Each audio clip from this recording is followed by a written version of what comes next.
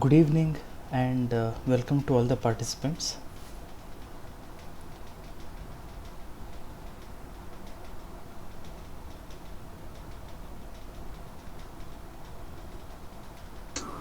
Good evening, sir. Yes, good evening. Uh, so, we are in the 10th live interaction session, and we are going to start the session without any delay. Okay. So, if there is any problem with the connection, please let me know so that I can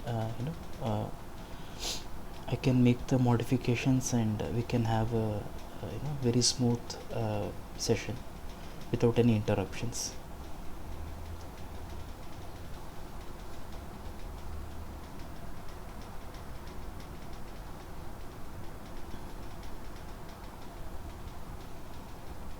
So I'll start sharing my screen.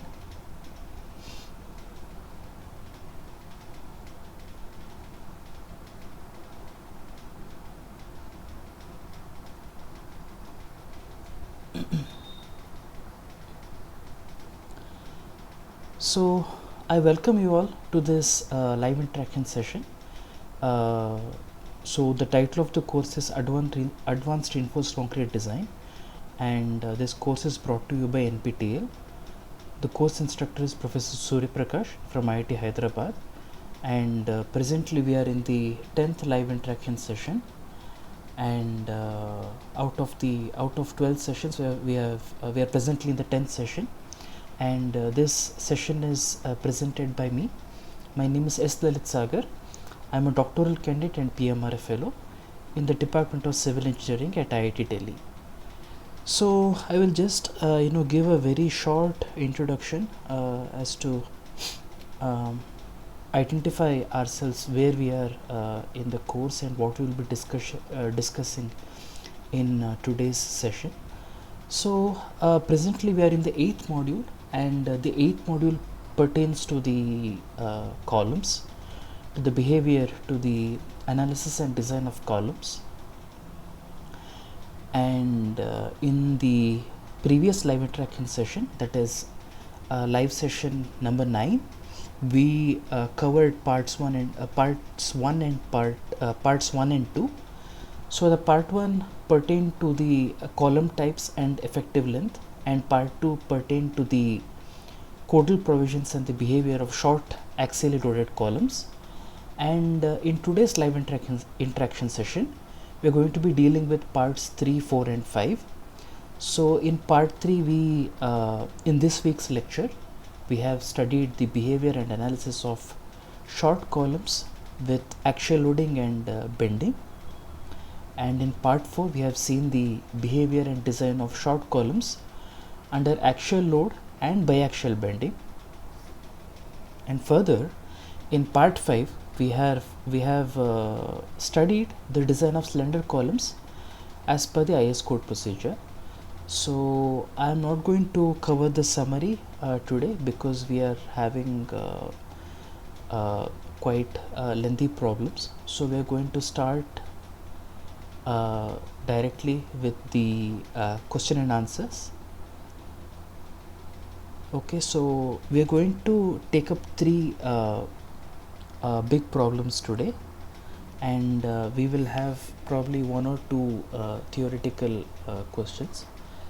So first of all, I would like to ask, if there is any doubts from this week's lecture, so that we can just discuss them before starting with the question and answers.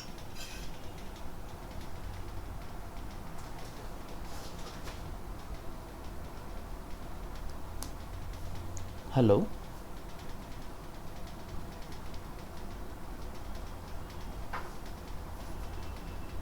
If there is any doubts. Sir, sir, in solve problem at one place for 450 by 450 column, Yeah, it is yes. taken 550. Depth is taken 550. It is whether a calculation error or what, I don't know actually. Okay. Sir, can you tell That me? is first problem. Okay, I think you're referring to 8.3, I think. Yes, sir. It's right. Okay. Let me just open that PDF and we can.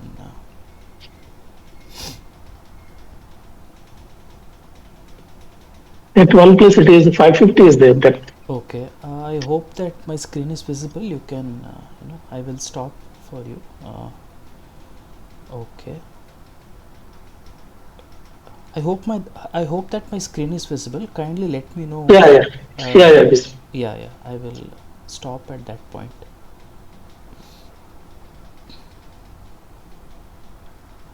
See this page 21. Okay. Yes. Yeah. A solution pure moment point. Yes, sir. I see that. So that has to be. That has 450, to no? be. Yeah, that has to be 450. So if you substitute 450, like, are we getting a different value of moment? Yeah, yeah. Okay. I think not 450, it is 390 it is actually. A Yeah. small D, no? Yes.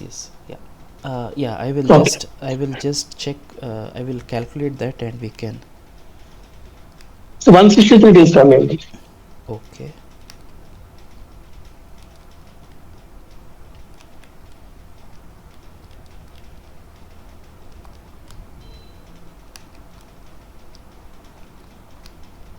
Yeah. Right, sir. So as you mentioned, it has to be 163.7. Okay, So thank you. yeah. Thanks for bringing that up. Actually, we will be solving a similar problem today also. So Okay, sir. yeah. Thank you. So we can start with the question and answers if there are no further doubts. So the first question pertains to the PM interaction curve. So in the PM interaction curve that is shown below, what does the point B represent?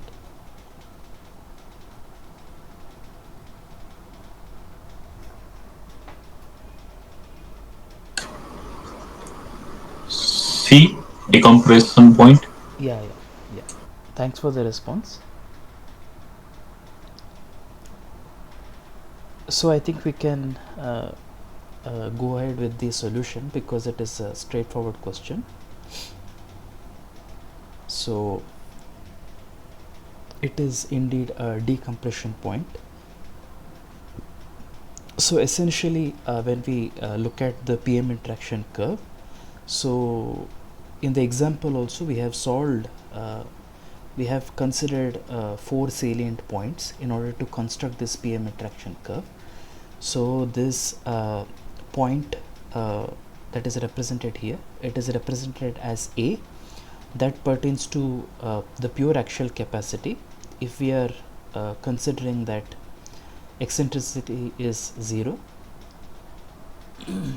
Oh, I'm sorry, I think this has to be infinity. So yeah, excuse me for that mistake. I will make the correction. So that is point A, and here the point T corresponds to the pure moment. So in the case of pure moment, so we are ignoring that the axial capacity is ignored, and we are calculating the moment capacity. And here the point B corresponds to the point of decompression. That is, we are assuming that the entire cross section is in a state of compression. Okay, and the point C here, it corresponds to the balanced failure. That is, as we have seen in the behavior of flexural members also, balanced failure is one where both the compression fiber as well as the tension fiber, both of them reach the failure at the same point. Okay, so that is the balanced failure, and any point that is above this undergoes a compressive failure, and any points that is below this point C, it undergoes a tensile failure. Okay, so that is the significance of this PM interaction curve, and this is also known as the failure curve. And whenever a column is subjected to loads, so if the point if the combination of axial load and the bending moment that is applied, when it falls within this curve, it is considered as safe, and whenever it is falling outside this curve, then it undergoes failure. Okay, so with that explanation, so the point A corresponds to pure compression, and point D corresponds to pure moment, point B corresponds to the decompression point, and point C corresponds to the balanced failure. So we will move on to the second question. So we are going to derive a PM interaction curve, and we are going to plot it in today's session. So for the column cross section that is shown below, it is intended to derive and plot the PM interaction curve. So in the first part, we need to determine the column capacity under pure compression as per IS 456, and the geometric dimensions we are going to take the same as the solved example, but we are going to use M30 concrete in place of M40 concrete. Okay, kindly take 2 minutes and let me know what would be the correct answer, which is the column capacity under pure compression.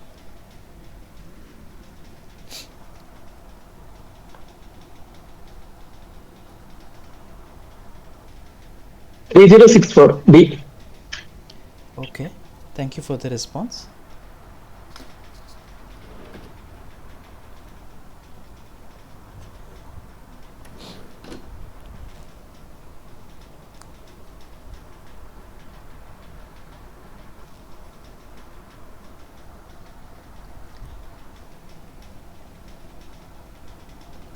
I am going to start writing the equation.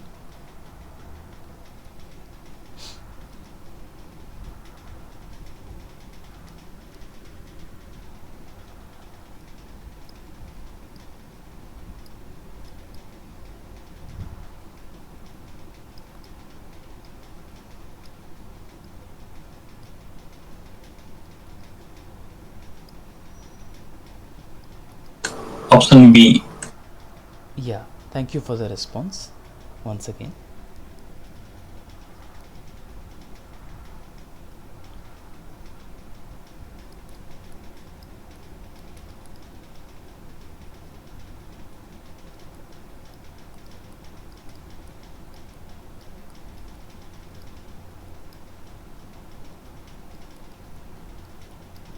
Okay, so since the participants have answered, I will go ahead and let you know that the correct answer is indeed option B. So I think we can copy this and put it.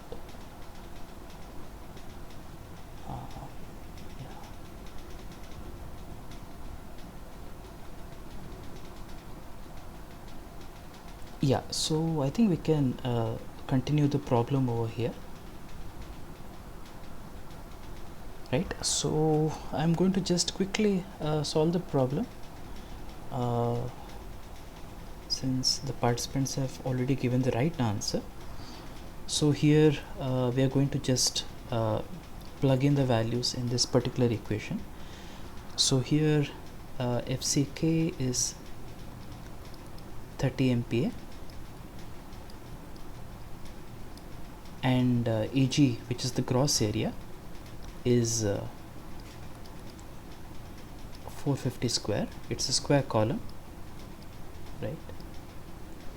So I'm just going to leave it there so that we can just simplify that in the calculations. And here ASA is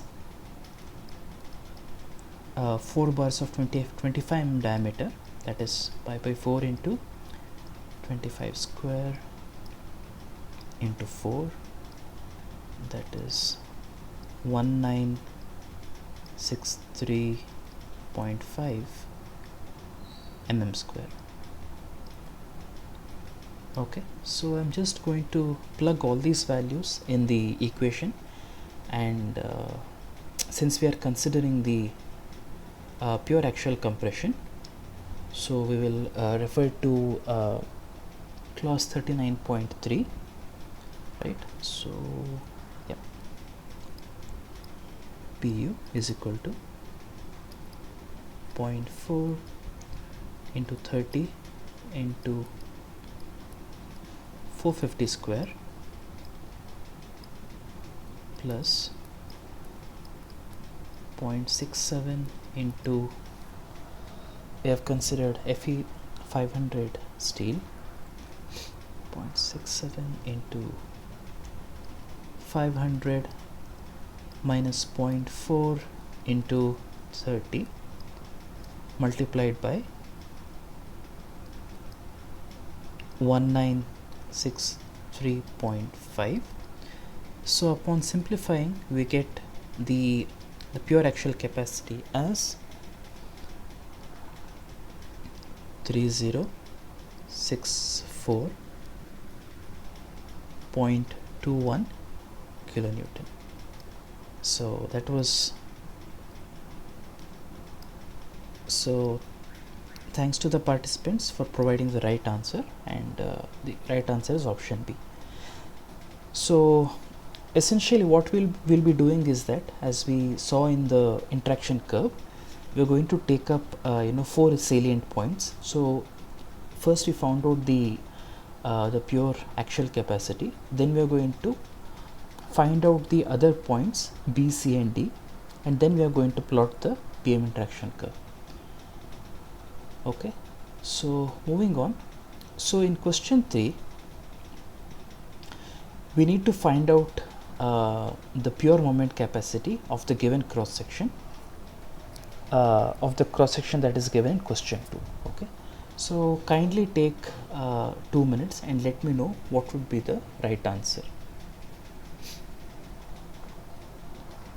In this one, actually, in the example given in this lecture, Yes, yes. XQ is neutralized is assumed. Now, how it will be assumed? Yeah, sir, so basically what we do is we need to equate the compressive and the tensile forces. So we need to ensure that the cross section is in equilibrium. Okay, so that is similar to what we did with respect to the flexural members in week 7. So if you remember, Okay. so we need to Yes. we need to solve it using trial and error, and we have the Excel Same sheet. procedure. Yeah, the same Okay. procedure. So yeah, it is a bit involved actually. So I have the Excel sheet also, so I can give you a demonstration. So if you have already prepared the Excel sheet, you may please go ahead, or else I will solve it for you in another 2 minutes.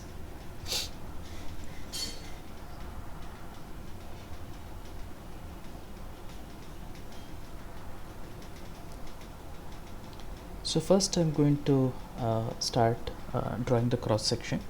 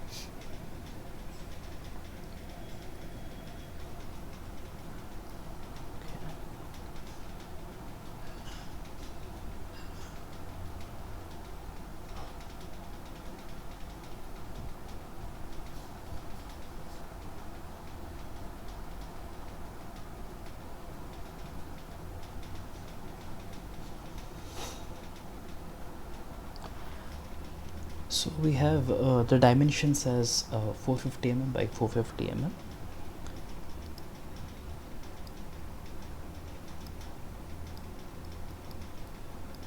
So in fact, of all the points, actually the obtaining the pure moment capacity is the most involved in terms of the calculations. But once we are able to obtain that using the Excel sheet, the depth of the neutral axis, then it is becomes quite simple. I will demonstrate that to you a short while.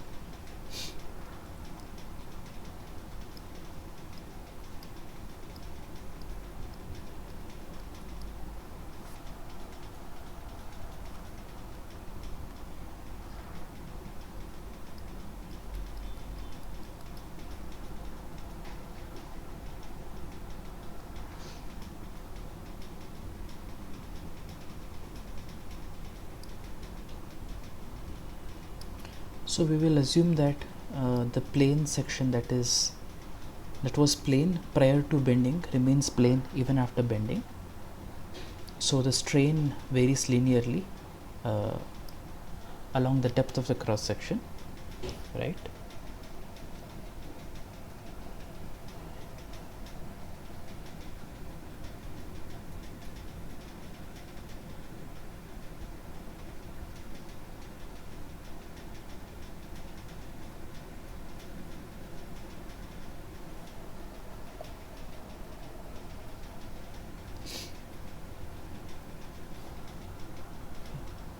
We have epsilon c here, the strain within concrete, and we have the strain within compression steel, epsilon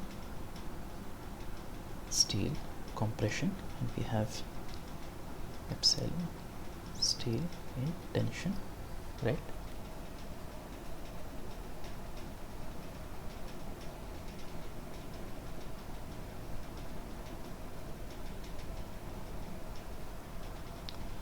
So essentially what we need to do here is, if this is the cross section,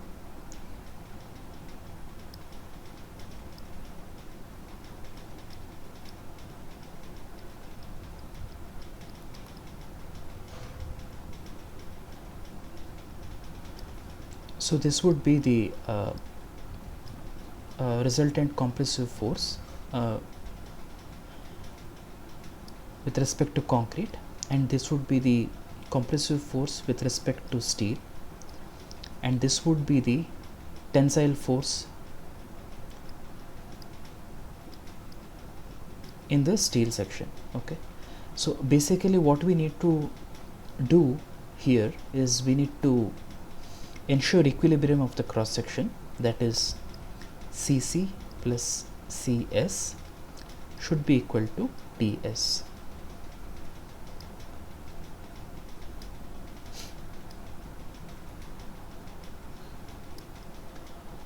Right, so for this we have the Excel sheet is prepared because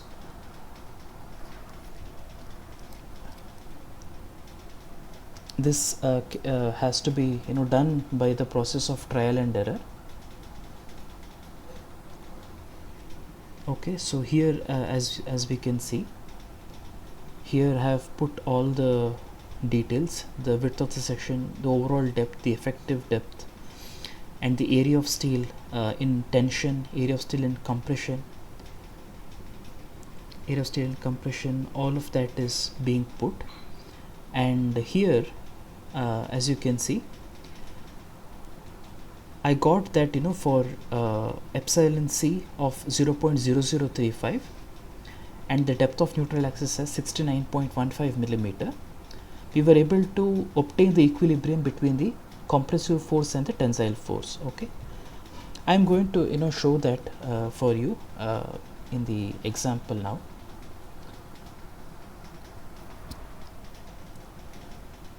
So first we got that the value of, let me take a different color for better contrast.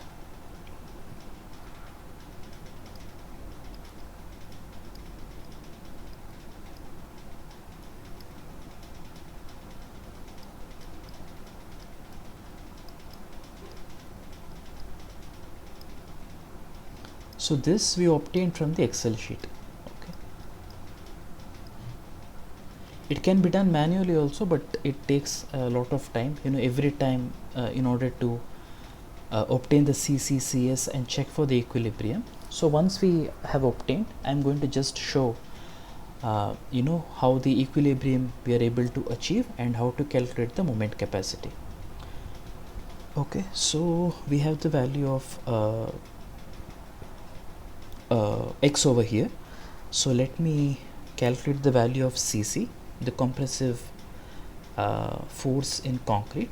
Cc is given by 0.36 FCK into B into XU, because we know that as per the IS code, so if this is the neutral axis, I'm going to just continue this neutral axis, then the stress variation is going to be parabolic, and the average stress would be 0.36 FCK, and it acts at a distance of 0.42 times the x value. If this is the x, then this would be 0.42 times XU.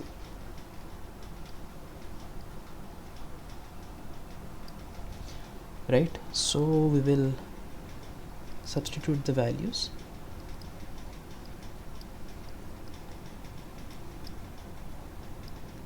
B is 450 mm by 69.15.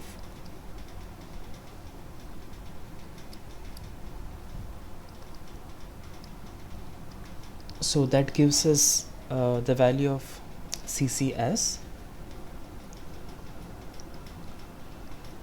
336.07 kilonewton. Okay.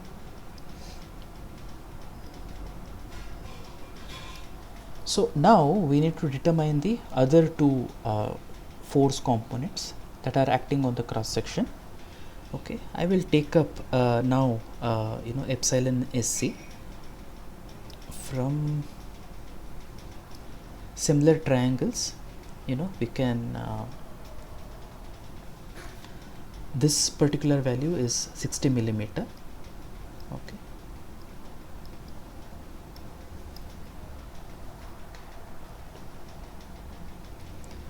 so epsilon c is okay, first I'm going to just write the equation. Epsilon c by x is equal to epsilon SC divided by x minus 60. Okay, that is how we obtain the value of epsilon SC. So epsilon c is 0.0035. Okay,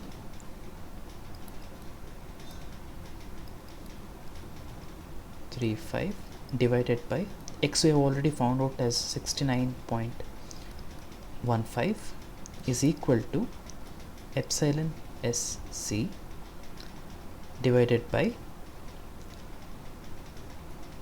69.15 minus 60, that is 9.15.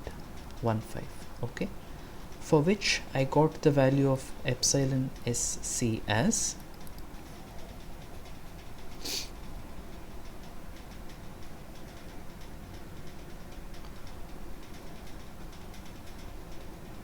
4.63 into 10 to the power minus 4. Okay, now when we multiply this by Young's modulus, we will obtain the value of the stress in compression steel. FSC is nothing but epsilon SC into ES, so we get the value of FSC as 92.625 MPa. Okay, we are getting there, just stay with me. So now the compressive force in steel is given by FSC into ASC. Okay, so when we plug the value of ASC as 981.75, that is 2 bars of 25 mm diameter, we obtain the value of CCCS as 90.94 kilonewton.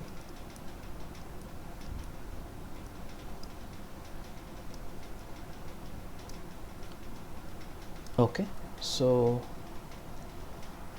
moving on, we will find out the value of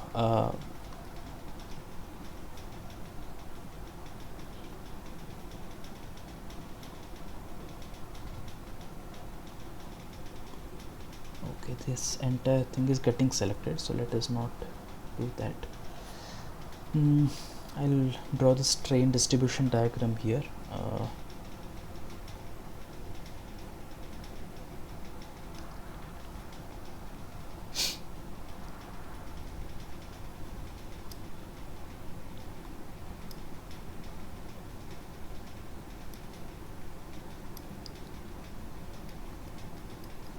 So this x value is 69.15 and the overall effective depth is 390 millimeter. Okay, and this epsilon c is 0.0035. Okay, so we need to find out the value of epsilon s t. Okay, so from similar triangles, once again we know that I'm going to substitute the values straight away. 0.0035 divided by 69.15 is equal to epsilon st divided by 390 minus 69.15. Okay, so when we solve this expression, we obtain the value of epsilon st as 0.016, which is greater than the yield strain, that is 0.0025, which is the epsilon yield of steel, right? So as per the IS code, we will take the value as FYD is 0.87 into Fy. So we will take the value of Fy as 434.8 MPa. Okay, so we have the value of Ts is equal to 434.8 into 981.75, which gives us the value of Ts as 426.9 kilonewton.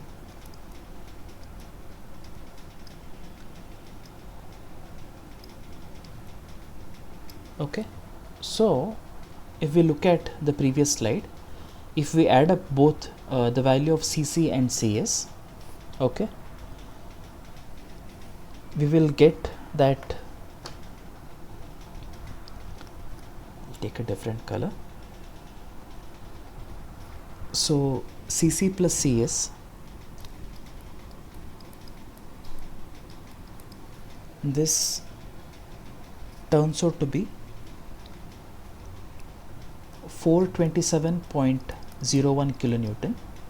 So this goes to show that if we take the value of x, that is the neutral axis depth, as 69.15, we are able to achieve the equilibrium between the compressive and the tensile forces. Okay, so once we have achieved that, we need to determine the moment capacity. So the moment capacity is quite straightforward. It is similar to what we do in the codal provision. So we will just Excuse me, hello. yeah, please tell me. Sir, what you assumed that 69.15, no, sir, that actually I wanted. How Okay, it is calculated. okay. Initially, how we have to assume, because Thailand error is very difficult, no, sir, actually, Yeah. So that is without idea. yeah. We have this Excel sheet actually. So So we are done for bending that one, no? yeah, that one only. So Mhm. it is I have prepared this Excel sheet for a doubly reinforced beam. Balance section. Yeah, no, it is applicable for any type of section. So Okay. you just you need to put the values here, and it will automatically calculate the values. Okay, so as you can see here the value of TS is 427.1. okay, and here Okay. also this is corresponds to the CC, compression in concrete, and this Okay. is the, yeah, we are able to. Okay, so I can share this with the assignments, I mean with the presentation, so that you Okay. can use it.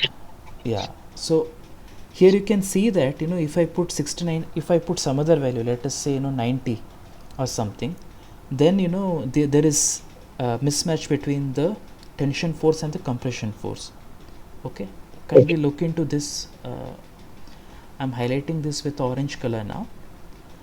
So there is a mismatch here. Here it is tension force is 427 and compression is 666. So we need to reduce the value of compression force. So we can put 80 here. Still the value of compression is 560. We can reduce it further to 75. Again it is So, okay, 5. sir. All these things are okay. Okay. Thank you. Yeah. So ultimately, for a value of 69.15, you can achieve the equilibrium between the two forces. Okay, so Okay, now, sir. Please share it. Thank you. yeah. So to find out the moment capacity, we can take the forces about the tension steel. Okay, that is 0.36 FCK into B into XU into D minus 0.42 XU plus FSC ASC into D minus D dash. Okay, so we will just plug all the values, that is 0.36 into 30 into 450 into 69.15 into 390 minus 0.42 into 69.15 plus, we have found out the value of FSC. FSC is, or we can simply substitute the value of CS over here. CS is 90.94. 94 into substitute the value of 390 minus 60, that is 330. So we will ultimately get the value of mu as 151.3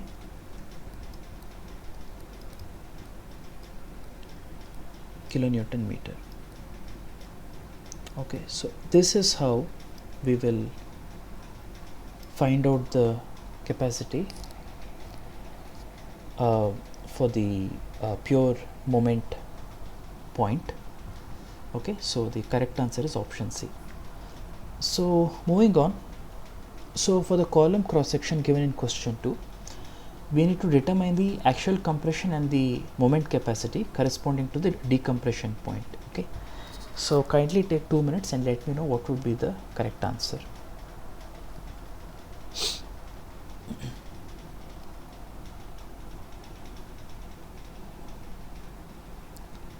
So again, it is a bit involved, this calculations. Yeah, answer is A. A. Sir, 2692 and 132. Okay, thanks for the response.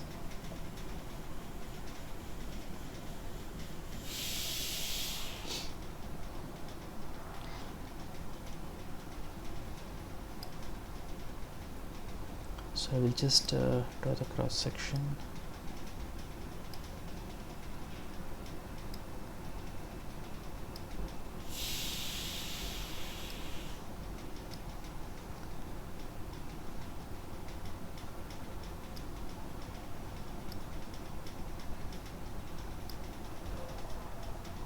this strain distribution.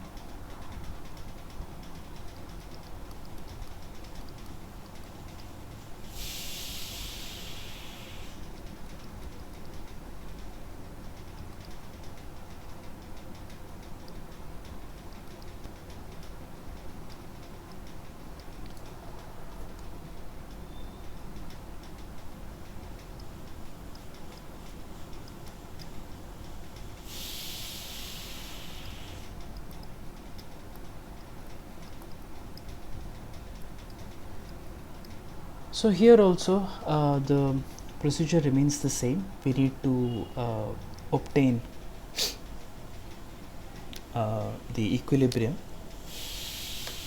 We need to calculate the strain values at the different levels of the cross section. Okay, and then we can add up and find out what is the compressive force that is acting on the column cross section. Okay, so let me do it very quickly.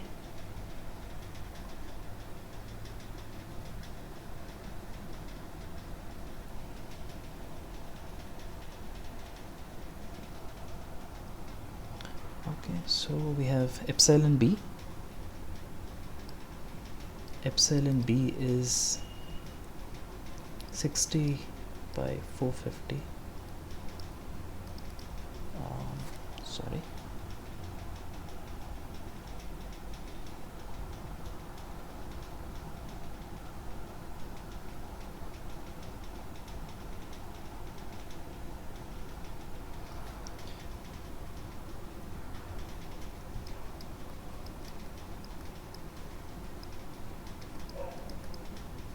And epsilon t is 390 by 450 into 0.000035,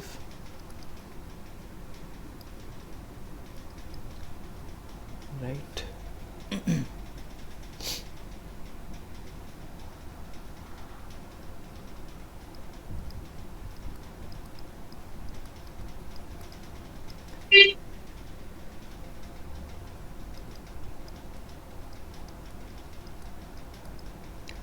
So now corresponding to these strain values, when we look at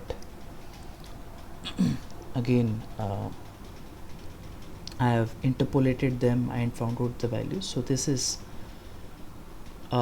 taken from the SP16 code, so corresponding to the FY 500 steel, and for these strain values we can interpolate and obtain the corresponding stress values.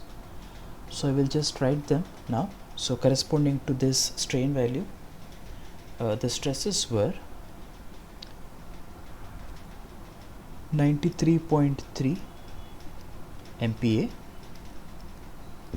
and this corresponding to this strain, so the stress was 421.1 MPa.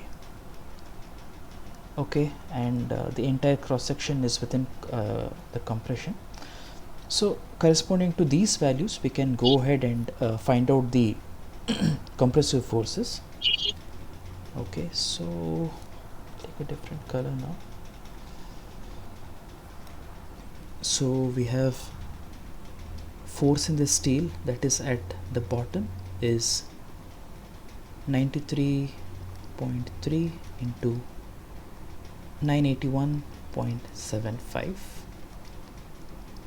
Okay, and force in steel at the top is 421.1 into 981.75.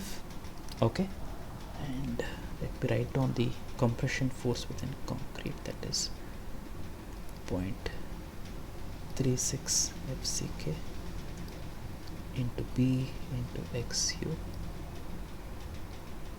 Okay, so FSB is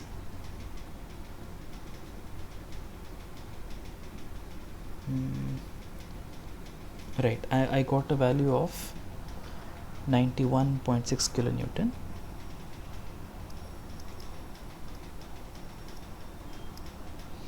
and for this I got a value of 413.4 kilonewton, right? And when we substitute all the values over here, FCK corresponds to 30 kilonewton and B is 450, and XU is the overall depth itself, that is 450. So for this I got a value of 2187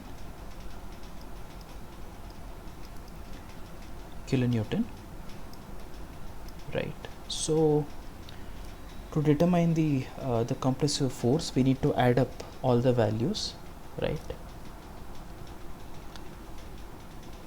So I'll take a different color here. So PU. So PU is 2187 plus 91.6 plus 413.4. So PU is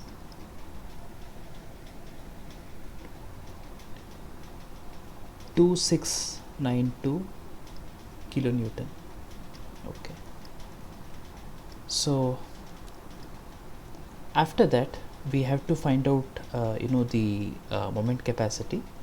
So for that we are going to take the plastic centroidal axis. So we are going to take up the different forces. Okay, so there is no space here. Let me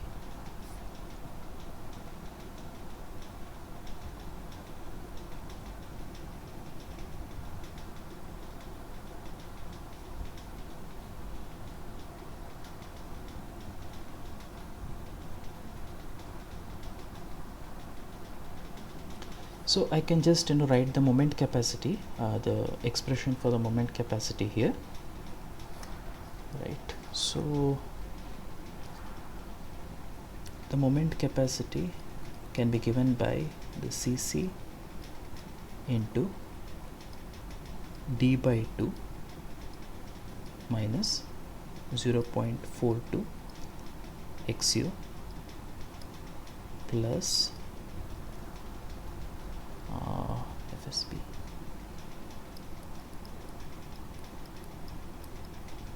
That is d by 2 minus 60 plus FST into d by 2 minus 60. So upon substituting the values, we will get the value of 131.82 kilonewton meter. Okay. So the correct answer is 2692 kilonewton and 131.82. So option A is the right answer. Okay, so we can move on to the next problem now. So for the column cross section given in question 2, we need to determine the actual compression and moment capacities corresponding to the balanced failure. So kindly let me know what is the right answer. Answer E, 824 kilonewton and 264 kilonewton meter. Yeah, thanks for the response.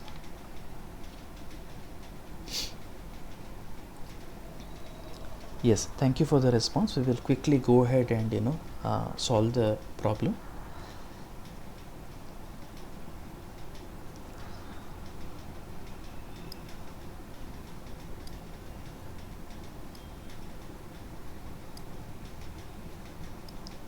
So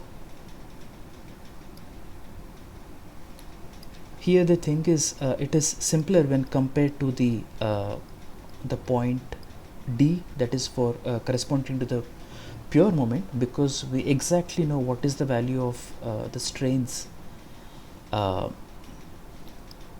each fiber of the cross section. So it becomes much easier in order to calculate the depth of the neutral axis and the strain values and the corresponding stress values. Okay, epsilon C,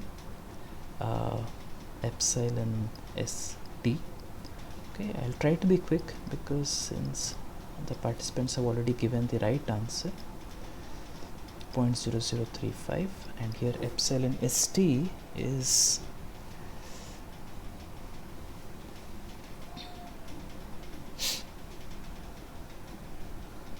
yes 0.00417 as per the IS code. Okay, so here the value of x is given by since it is Fe415 steel, so xu is 0.46 into d, that is 390. So getting a value of 177.84 millimeter, right? So yeah.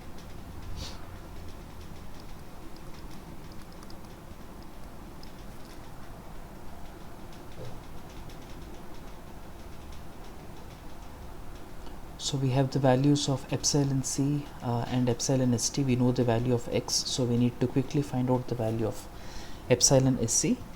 Okay, so epsilon c, from similar triangles we have epsilon c by 177.84 is equal to epsilon sc divided by 177.84 minus 60. So I got the value of epsilon sc as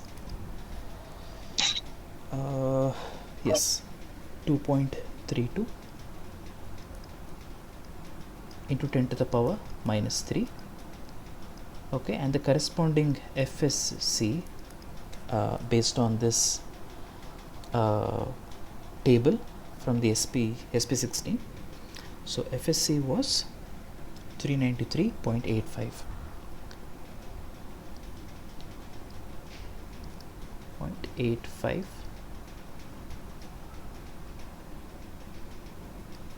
It has to be MPa, sorry.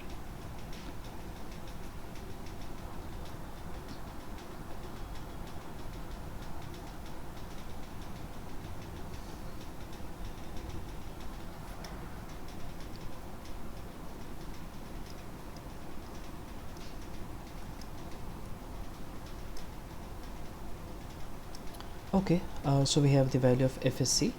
So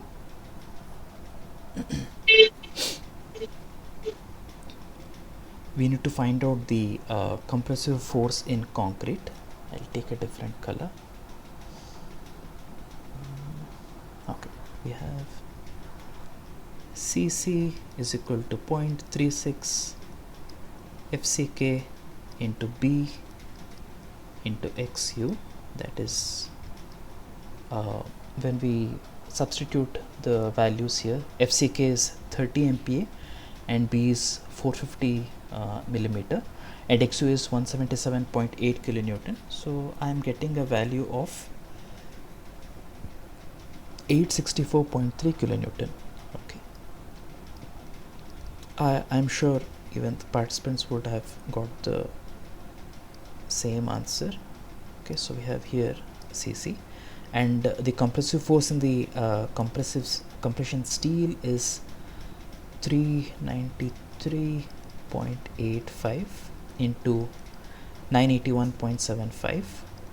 okay, so that gives us a value of how much? 386.7 kilonewton. 386.7 kilonewton, right? Then we have to find out the value of the tensile force in steel, that is since it has undergone yielding, it's about to undergo yielding, we need to consider the corresponding maximum stress, that is 0.87 Fy or Fyd, that is 434.8 into 981.75. so we get a value of 426.9 kilonewton. So the value of I'll take a different color once again. Right. So the value of P would be PU would be Cc plus Cs, and you have to subtract the value of tension in the steel. Okay, so when we substitute all the values in the above equation, we ultimately get a value of 824.11 kilonewton. Okay, so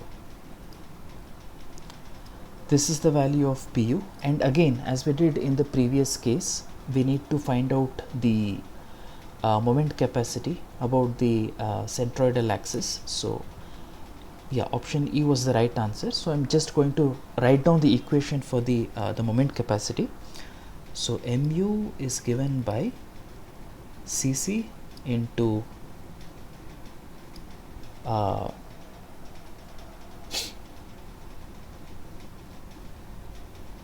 d by 2 minus 0.42 into xu plus Cs into x minus 60 millimeter or d prime plus ts into d minus d by 2 minus, I'm sorry, I think this has to be d by 2. Sorry for that mistake. It is not x, it has to be d by 2, because we are considering the moment, everything about the centroidal axis. D by 2 minus 60, and here as you can notice, all of them is plus, because when we consider the forces over here, okay, let us consider compression is acting along this direction, that is Cc, and Cs also acts along the left direction, and here Ts acts along the right direction, right? But if you consider the moment about this point, all of them are acting in the anti-clockwise direction, so all the moments would be additive here. Okay, so when we substitute all the values, I got a value of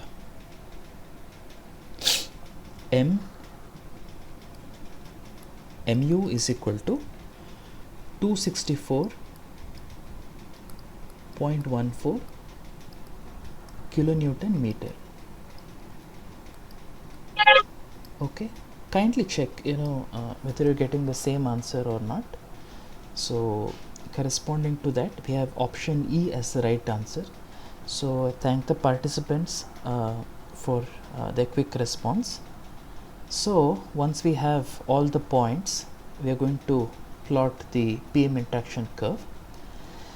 So the blue curve that you can see here corresponds to the one that we have obtained derived right now. So this corresponds to the point of pure axial capacity, this corresponds to the point of pure moment capacity, and this is the point of decompression, and this is the point corresponding to the balanced failure. And I have just plotted the example problem from the lecture for the sake of comparison. So this just goes to show how the PM interaction curve varies for M40 concrete and the M30 concrete. Okay, so similar to this, we can obtain a family of the PM interaction curves for different grade of concrete. Okay, so that is about that. And so in the next problem, we are going to deal with the column that is subjected to combined axial load and the biaxial bending moment. Okay, so kindly read the problem, take down the data, and let me know what is the most appropriate answer. Okay, so we have a square column square square concrete column.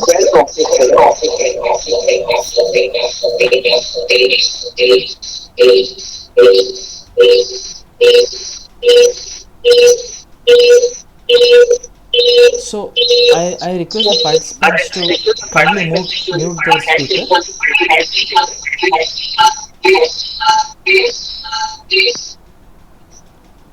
Yeah, so I was getting an echo, so yeah, thanks for muting your speakerphone. So we have a square column which is having sides of 400 mm, and it is subjected to a pure axial load of 1300 kilonewton and factored moments of 190 kilonewton meter and 110 kilonewton meter. If the column is unsupported over a length of 3.5 meter, determine the area of reinforcing steel required, taking M25 concrete and Fe415 steel. Okay, and the effective cover is 60 millimeter. Okay, kindly take 2 minutes and let me know what is the correct answer.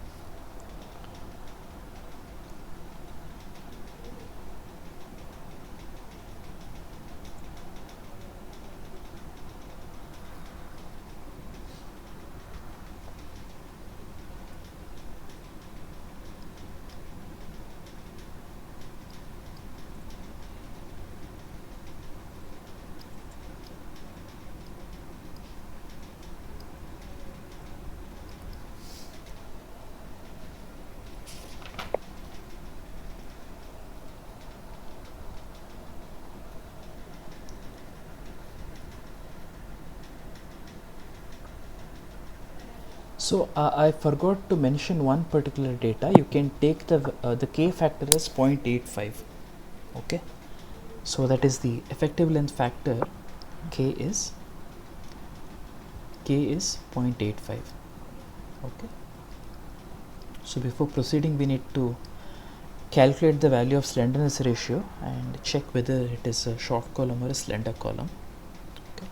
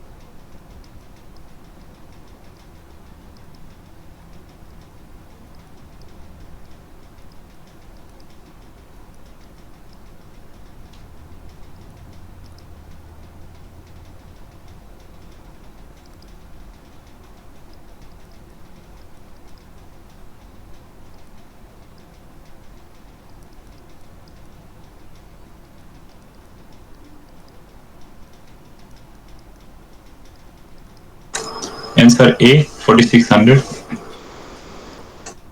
Okay, thank you for the response.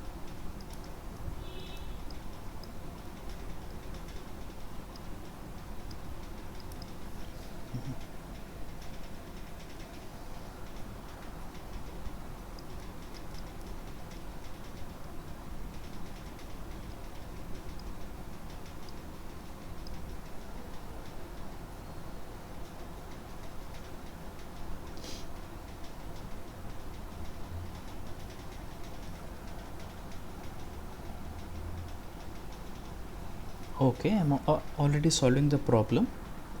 So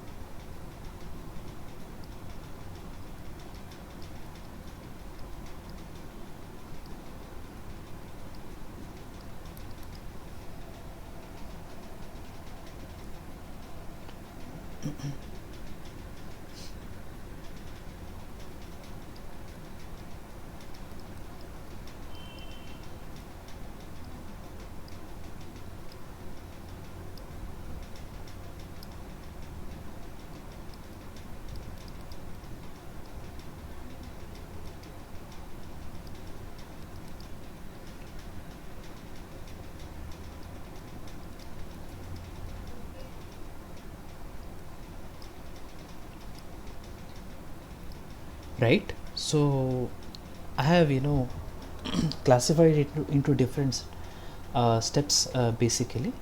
So first we need to ascertain the slenderness ratio, and depending on the slenderness ratio we can design it as a short column or a slender column. So that is simply the effective length divided by the lateral dimension. So we can take the value of k as 0.85. 0.85 into unsupported length is 3500 millimeter divided by 400. We need to consider only one dimension because it's a square column, and LE by D is 7.44. It is less than 12, so it can be designed as a short column. And we have to check the minimum eccentricity. So that is given as unsupported length by 500 plus the lateral dimension divided by 30. So that we obtained as 20.33 millimeter. And then we need to find out the eccentricity that is applied, that is Ex and Ey. So MUX by P is 146.2 millimeter and MUY by P is 84.6 millimeter, and both of these values are much higher than the minimum eccentricity. So we can go ahead and consider these values and solve our problem. Okay, so by the way, based on my calculations I got it as 5800 millimeter square. So we can look what I did, what we did exactly to arrive at the answer. Okay, so moving on, so the next procedure is this pertains to what we did in the previous slide. I am going to continue with the problem. So we have the value of Pu as 1300 kilonewton. Okay, and we have already the value of MUX as 190 kilonewton meter. Yes, and MUY as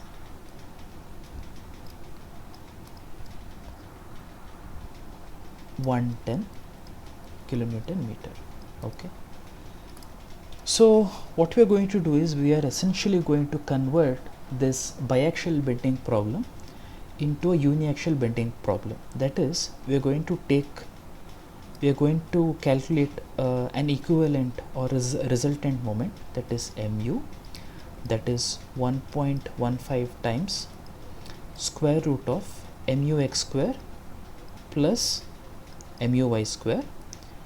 So if you want to be on a conservative side, we can take this particular value as 1.2 also. In that case we will be designing for that extra moment, so that if it is not able to meet the equation adequacy, we can we can always increase the moment, and we can ensure that it is safe under the Bresler's equation, which we are going to see subsequently. Okay, So for this case I've taken it as 1.15 only, so 1.15 into square root of 190 square plus 110 square, put it in nice brackets. So that will give us a value of 252.5 kilonewton meter. Okay, so we have the value of mu as 252.5 kilonewton meter, and this is the equivalent uniaxial moment. Okay, the resultant or the equivalent uniaxial moment.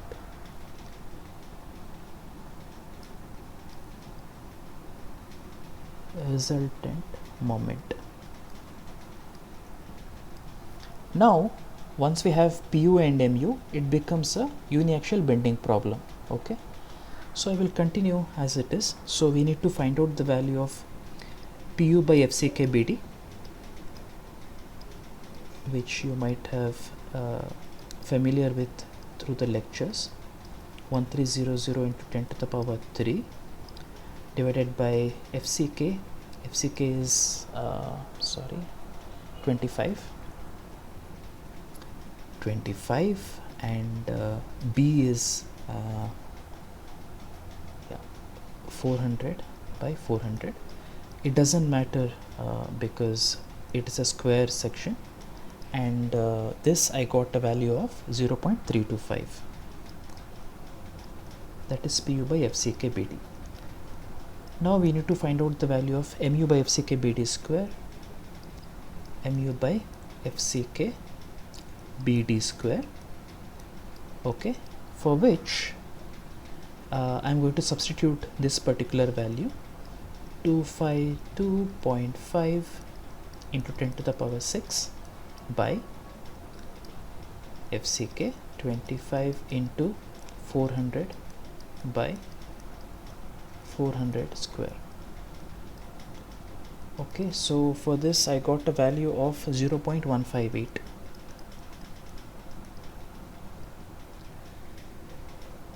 Okay, in addition to this we need to find out the value of d prime by d. Okay, so d prime, I had told that we have to take effective cover of 60 millimeter, so this makes our calculations easier. I'll show you why. And d is 400, for which I got a value of 0.15. Okay, so now we need to go to the charts of SP16. Okay, take a different color now. Okay, SP16.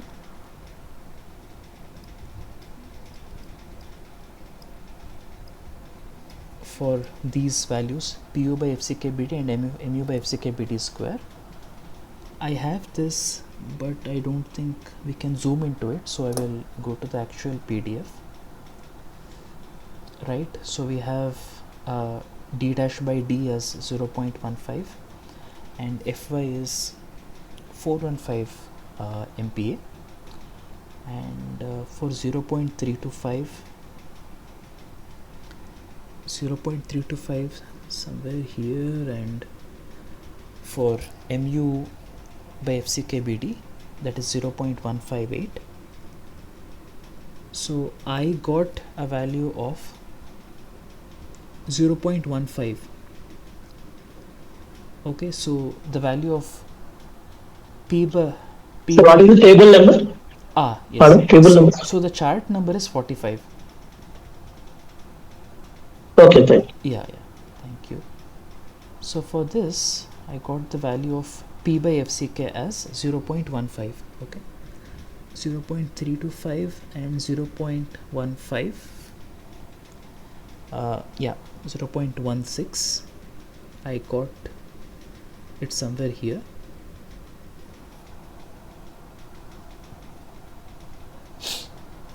So based on chart 45,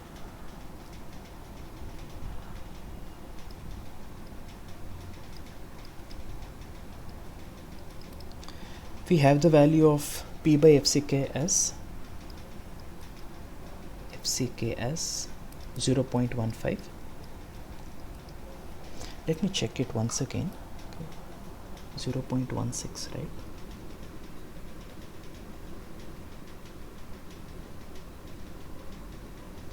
So I think it's 0.12 is closer. No, I hope you're looking at the screen now. Yes, sir. Yeah, so I think it lies between 0.14 and 0.16.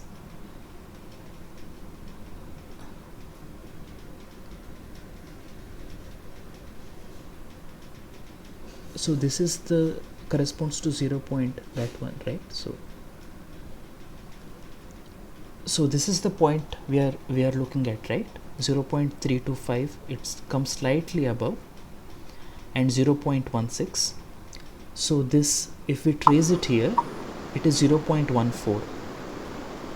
Yeah, yes, sir, you're right. I was looking at FE 500 SAP. Oh, okay, okay. Oh, Yeah, that happens. Kindly be careful, because even we are all prone to making errors, but we need to be little careful. So I'm taking 0.15, on a conservative side, because though it might be close to 0.14, there is no harm in providing little more steel. Okay, so when we substitute this, I got the value of AST as I'm sorry, let's go according to the steps. Yeah, so I got the value of P as 0.15 into 25.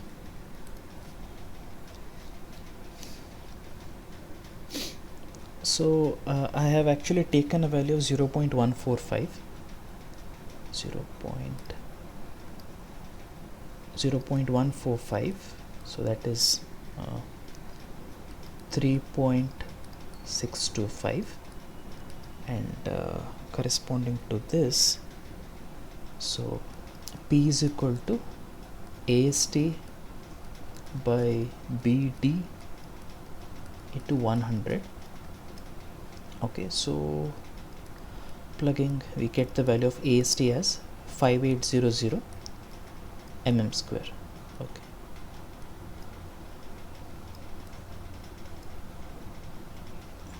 Okay, so that is the appropriate answer. So based on this, so if we are providing 25 mm bars, I am going to just write it quickly.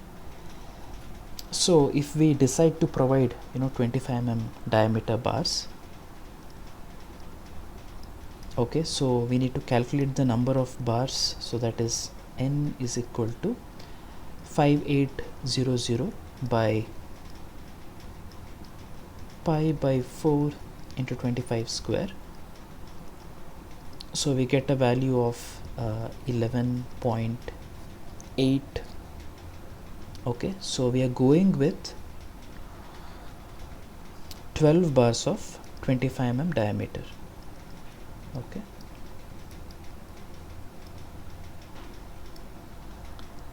so the correct answer is option D, and we will check for the adequacy using the Bresler's equation in the next problem. Yeah, so for the column given in question 7, determine the adequacy of the cross section under combined axial loading and biaxial moment. What is the value obtained if 12 bars of 25 mm diameter are provided on all four sides? Okay, so we need to check the adequacy of cross section with respect to this clause 39.6 of IS 456. Okay,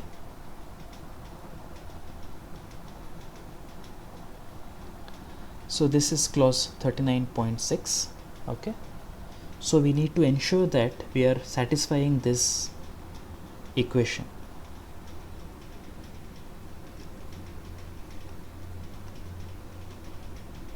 So here MUX and MUY corresponds to the actual factored moment acting on the cross section, and MUX1 and MUY1 are the uniaxial moment capacities,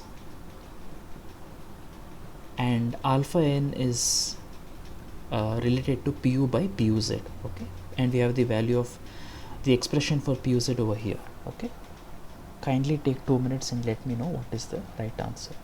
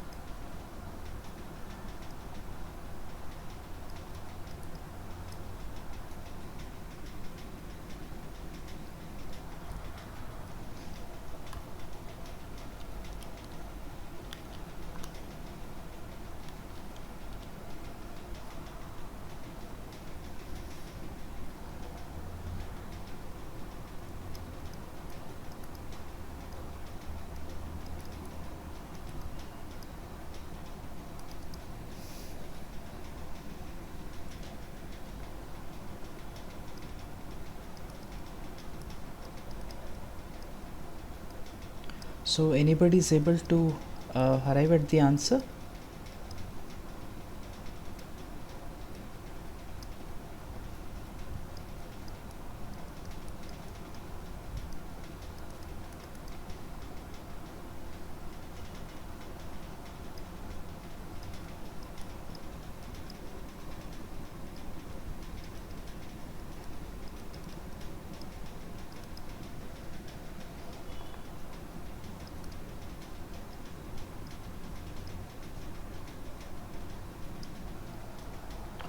Okay, so I will start discussing the solution. So once we have provided the area of reinforcing steel, we need to determine the moment capacities. As I was mentioning, By the way, D is the correct answer. So we need to ensure that this particular equation is satisfied, where the numerator corresponds to the applied bending moment and the denominator corresponds to the moment capacity. Okay, so first we will find out the value of alpha. Okay, so the value of alpha is varies between 1 to 2, and it depends on the value of pu by puz. So we have found out the value of puz. So puz is 0.45 fck ag plus 0.75 minus 0.45 fck into ASC. I got a value of 3567 kilonewton, and pu by puz is 0.364. Now we have for pu by puz, pardon me for the poor handwriting, we have alpha n we have for 0.2 it is 1, and for 0.8 it is 2, and for a value of 0.364 by the linear interpolation I obtain the value of alpha n as how much?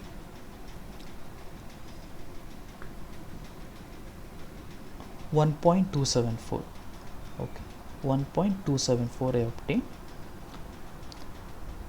based on the interpolation from this particular table. Okay, from this table through the interpolation I got this value. Okay, now depending on the value of P and pu by fck bd, let us find out what is the value of mux and muy. It is going to be the same for both the directions because it is a square column. Okay, I'm going to write mux muy by fck bd square. Okay, so let us find out corresponding to the p value of 0.15 and 0.325.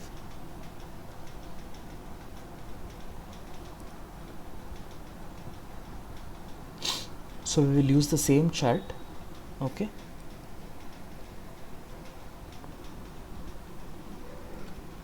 .325 and 0.15.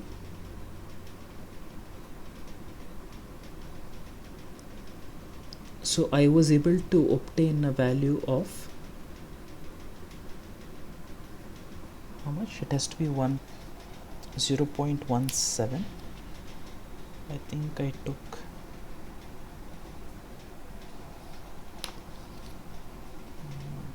how much value did I take?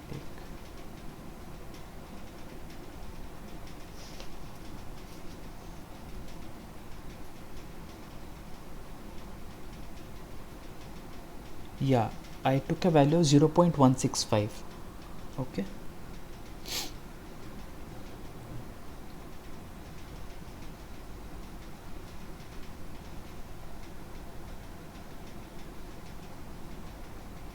okay, excuse me.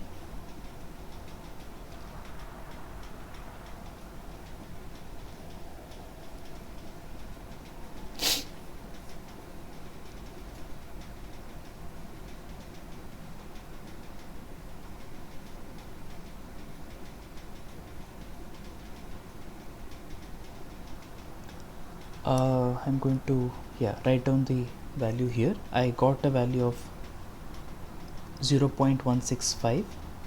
Okay, so mu would be, I'm going to continue in the next slide.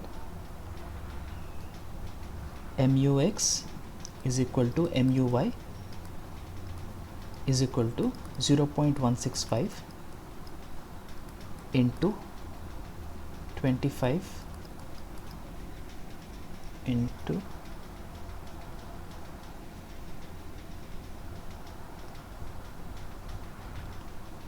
400 square and correspondingly I got a value of 264 kilonewton meter. Okay,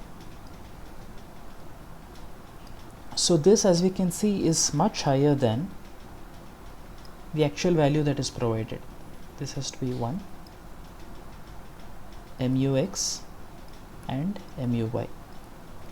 Okay, so we have the value of MUX, MUY, MUX1, MUY1. We also have the value of alpha n. We'll substitute in this particular equation. Okay, so substitute in this particular equation, that is 190 by 264 power 1.274 plus 110 by 264 raised to the power 1.274. Okay, I got a value of 0.985. Okay, so option D was the right answer. However, it is still less than or equal to 1, so the column cross section is safe.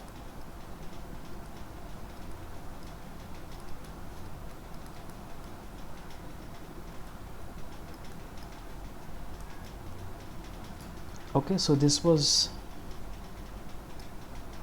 so initially we provided the reinforcement in question number 7, and in question 8 we essentially validated the reinforcement that was provided by through this equation, and we found out that the column cross section was safe. Okay, so if there are no doubts, we can move on to the next question.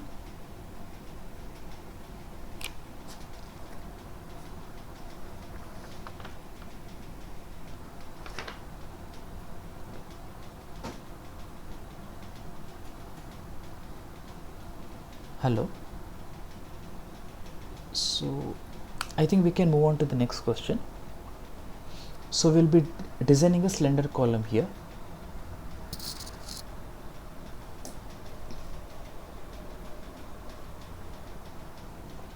Okay, I hope that the participants are with me.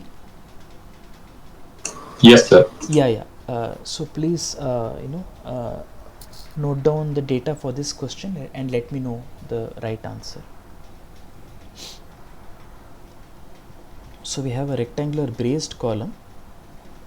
So the dimensions are 400 mm by 500 mm.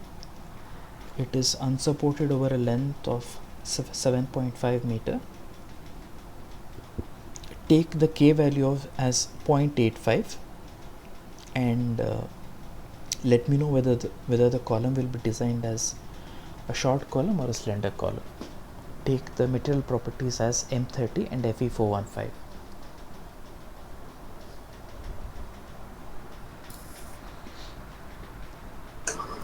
B, cylinder.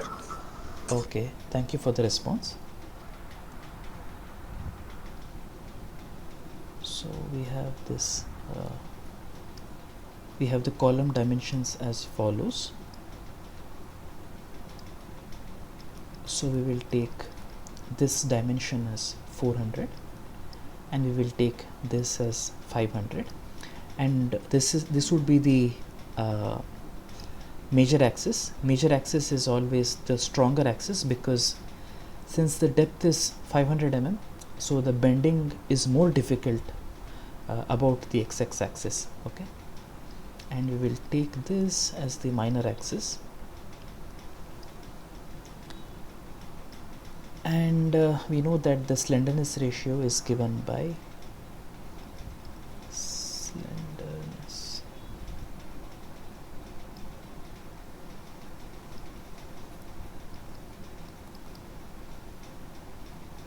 that is the effective length KLE divided by dx or dy.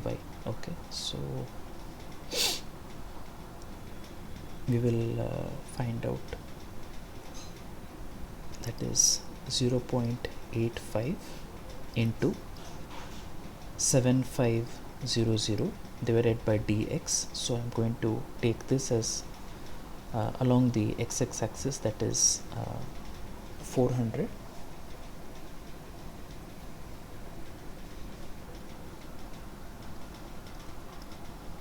Okay, and I'm going to take about KLE by dy, that is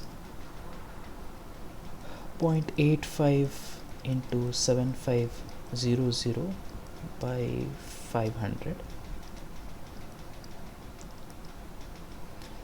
So this gives me a value of 15.94, and this gives me a value of 12.75. so since both of them are greater than 12, so we will design it as a slender column.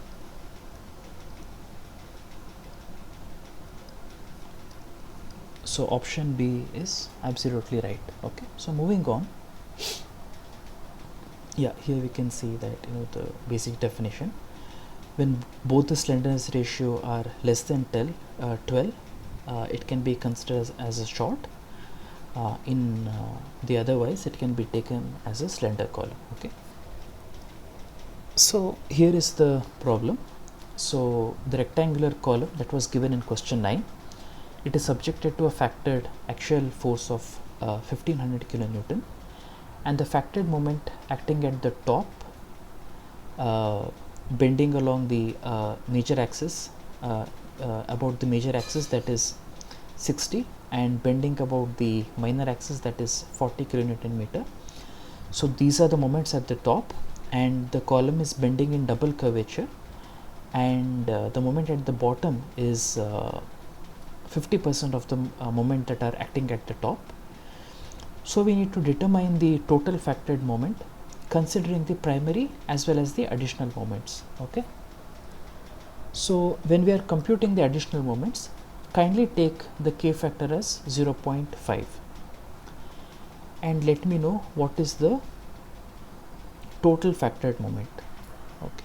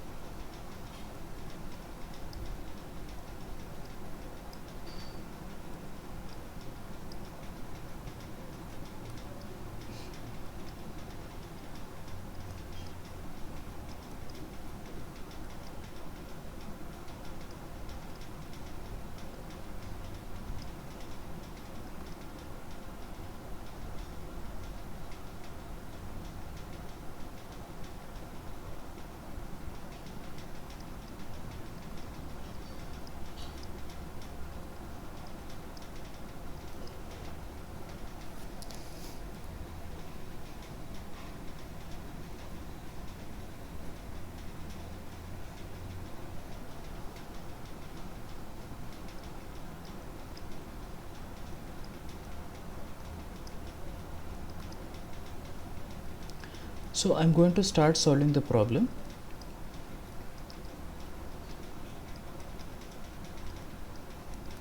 So here we need to find out the minimum eccentricity along the x-axis, right? So when we consider this, so we are considering that eccentricity along the x-axis, that is, it causes bending about the y axis. Okay, so that is L by 500 plus D by 30.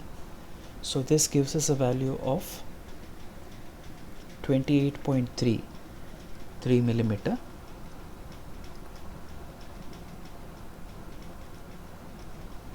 So this involves a lot of calculations. So if the participants are not able to follow, so I request them to stay with me and perform all the calculations. So this is highly mathematically involved with a lot of steps. So this EY minimum would be, so we are considering eccentricity along the y axis, so it is going to bend about the major axis, x axis, so that is why we are put D value as 500. So this is 31.67 millimeter. D is 400, na, sir? Oh, okay. Yeah, I'm considering both of them. Okay, so this is the the minimum eccentricity. Okay.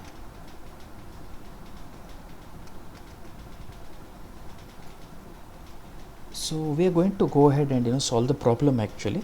So then we will see what is the actual the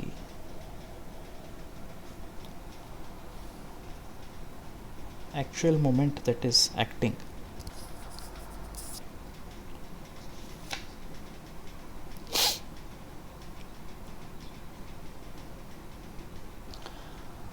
Then we will see what is the actual applied moment, that is if you consider MUX by PU, so that gives us the value of EY, okay, and MUY by PU, that gives us the value of EX, okay, that is MUX, what is MUX? I think 40.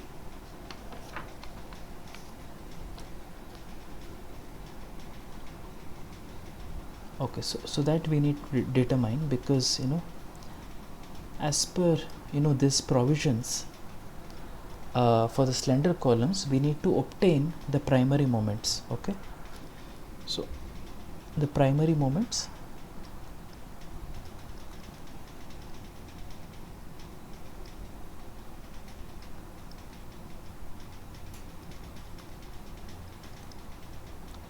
so the primary moments, they are in the beam is in double curvature, so we need to obtain the value as this.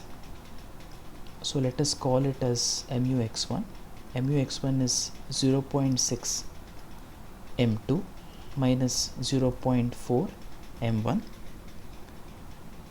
right? So we have 0.6 into 60 minus 0.4 into 30, right? And MUY1 is again 0.6. Here M2, the value of M2 is 40 minus 0.4 into 20. Okay, this gives us a value of 24 kilo. Sir, how it is taken 30 M1? Okay, so basically if you look at the column, right, so if you look at the column, we are saying that let us take this as MUX, okay, MUX. So the top is considered as 60, the data is given, okay, Yeah. and the bottom one, we are telling that it is half of that value, okay, so that is why Okay. and so this is half, so it is 30 kilonewton meter. Okay, thanks for the question actually, because here we have to check for a lot of factors, so we need to understand every step by step.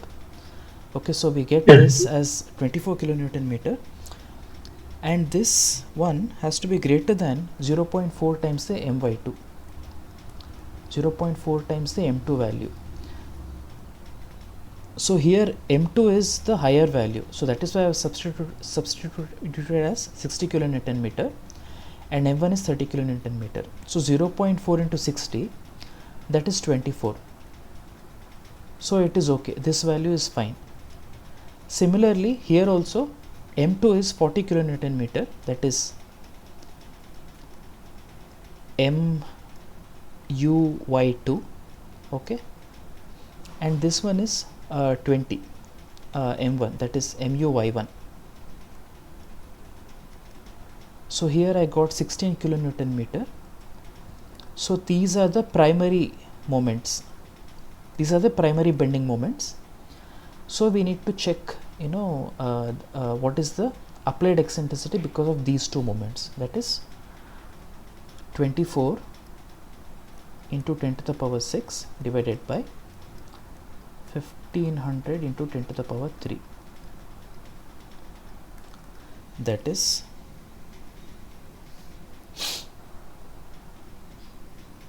16 millimeter. I am getting 16.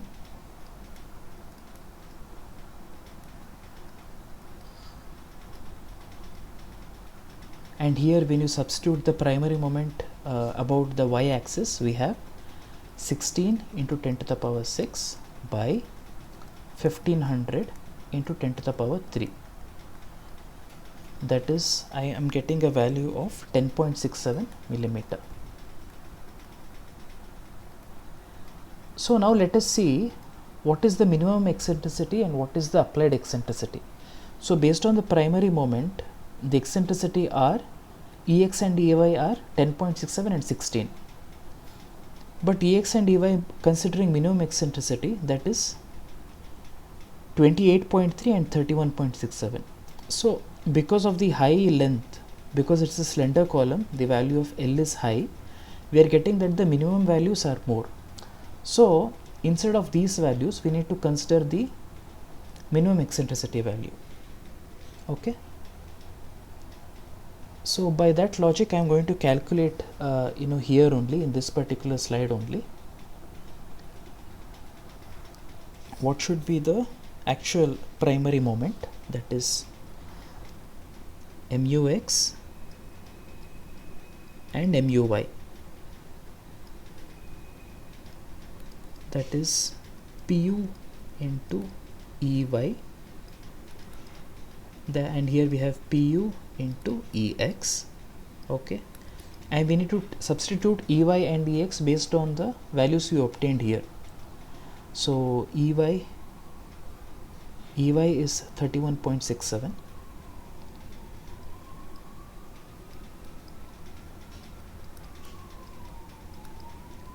and here PU into what was the value, 28.33.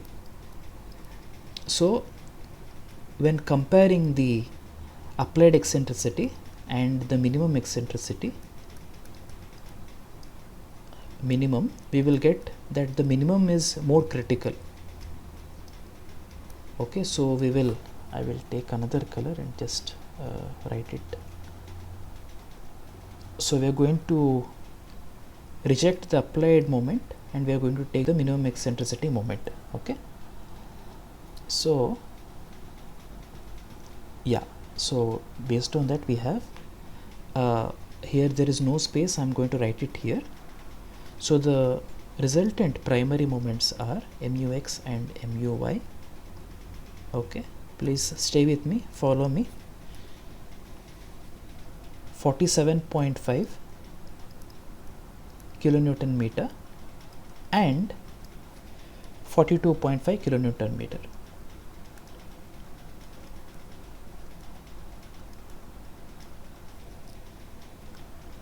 Okay, so these are the primary moments. Now because it's a slender column, we need to consider the additional moments. Okay, so the additional moments are given by here.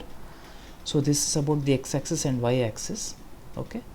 Pardon, sir, I'm getting 42.5 and 60. 47.5 and 42.5.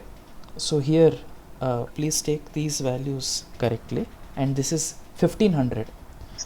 PU is 1500. And EX min is 28.33. Yes. So the first one, So I'm getting 42.5.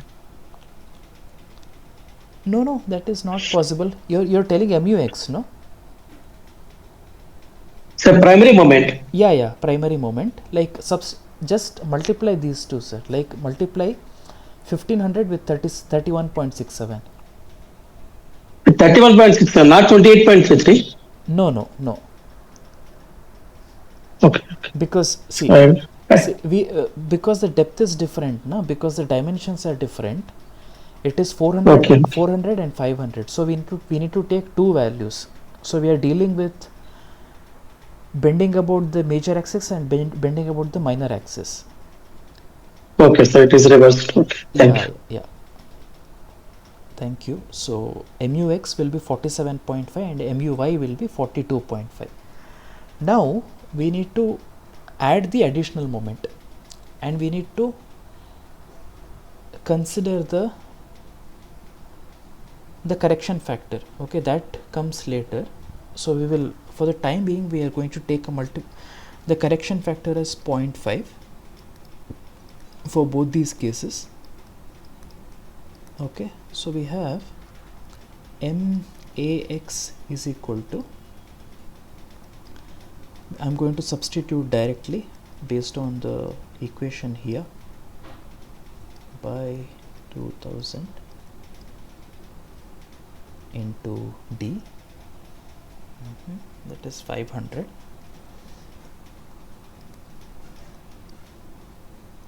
into, and LEX is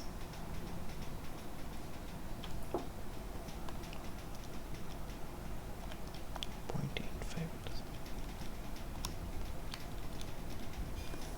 Yeah, so LEX is I'm going to write out everything so that there is no confusion. 0.85 into 7500 by 500, okay, whole square.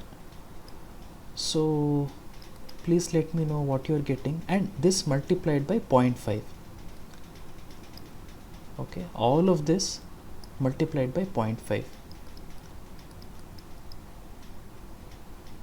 MAY is 0.5 into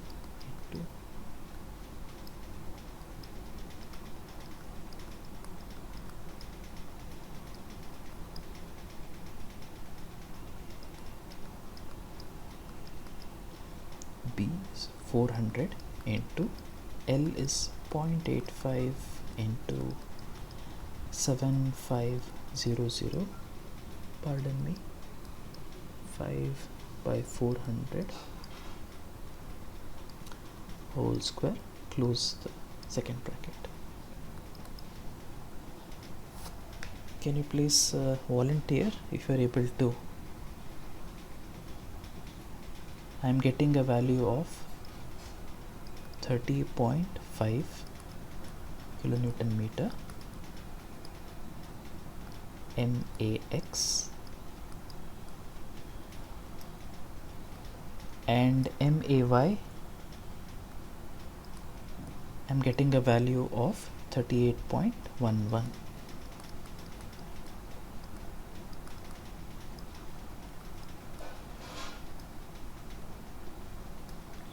So ultimately you have the design moment as the sum of the primary and the additional moments. Okay, that I'm going to write it as MUX D and MUY D as MUX plus MAX MUY plus MAY. Can you please volunteer and let me know what you're getting?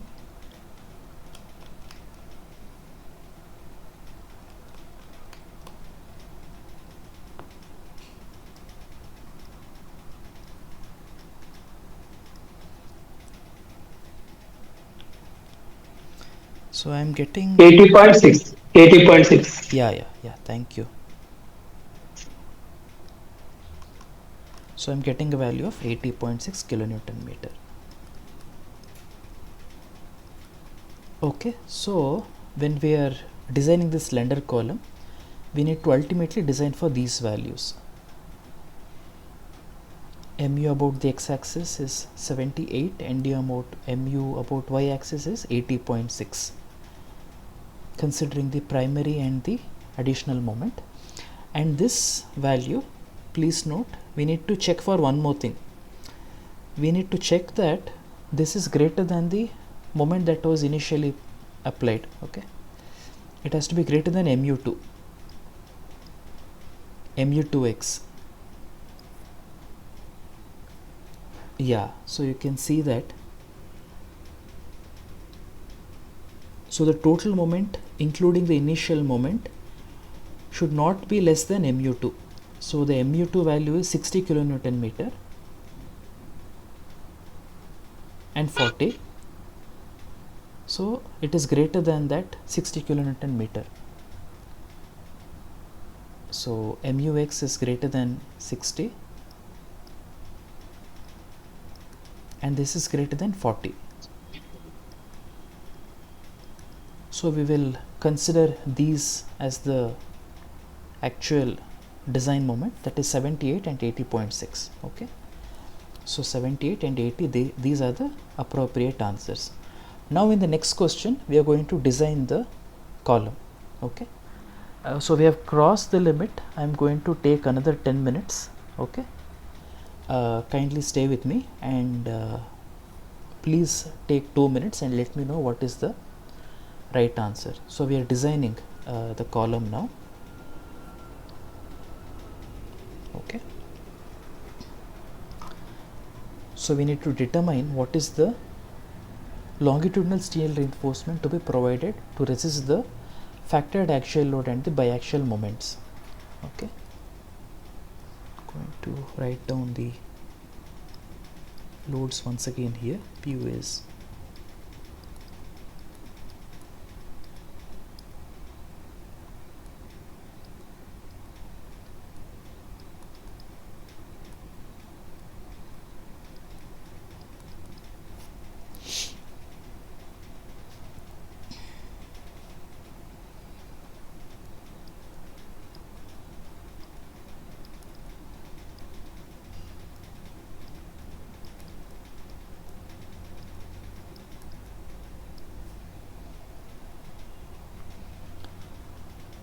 I'm going to start solving the problem. So for this case it becomes, again we have to convert this into a uniaxial bending problem. So MUD, for a more conservative result, I have taken this time as 1.2 times MUX d square plus MUY d square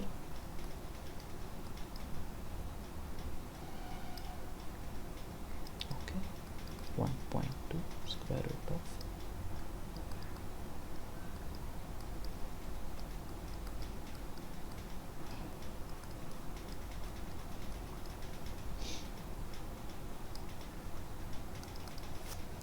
so I got a value 134.57. yeah, thank you.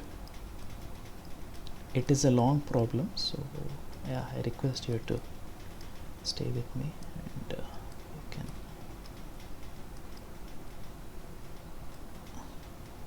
okay. Now we have this value and we will consider the effective cover as 60 millimeter, and we are going to design about the minor axis.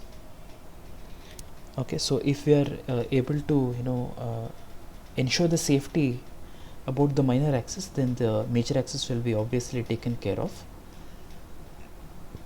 Okay, now we will consider d dash as 60 millimeter and d dash by d I'm sorry, we will sorry about that. So we know that once we find out the value of d dash by d and pu by fck mu by bd square, we can go ahead with the providing the steel 60 divided by 400, that is 0.15. Now correspondingly I will note down what is the d dash by d for the along the major axis also. So d dash by 500, so this will be 0.12. We are going to use it later. Okay, we will keep this for the time being. Now let us find out the value of pu by fck and mu by fck bd square. fck bd, that is 1500 into 10 to the power 3 by 30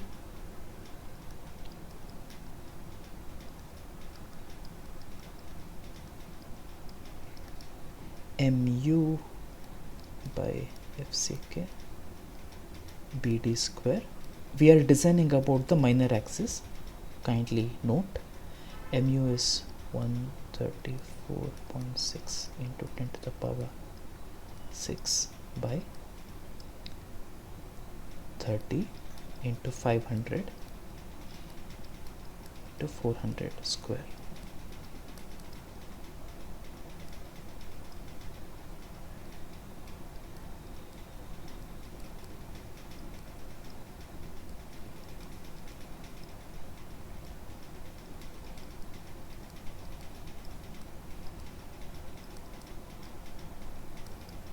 PU is 0.25. Yeah, thank you for the response. PU is MU is 0.045. yeah, so it is 0.045, is it? Okay.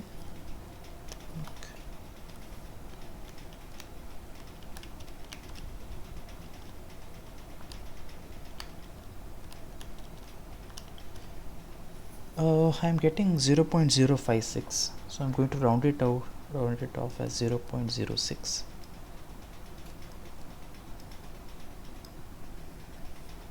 Okay, and let us go and find out what is the. So we have used which steel here? So we have used 415 steel and M30 concrete. So let's go to the SP16.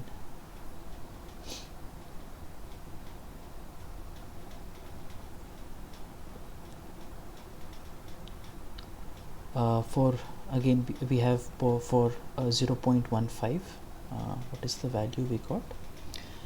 0.06 and 0.25. okay, 0.25. This one is more critical. 1, 2, 3, 6.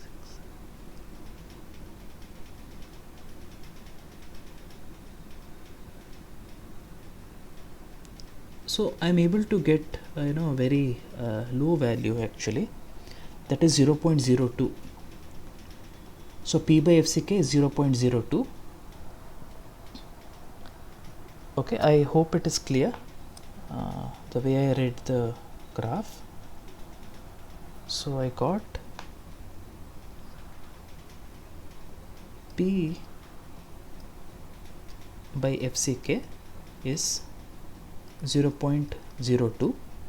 okay, and FCK, since it is 30, so we have P is equal to 0.02 into 30. It is merely 0.6%.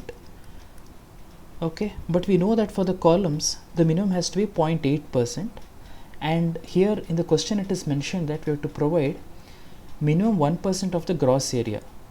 okay, so I'm going to, instead of 0.6%, I'm going to take 1%, that is where shall I write? I'm going to write it here. So AST is equal to 1 by 100 of B into D, 400 by 500. So that comes up to 2000 mm square.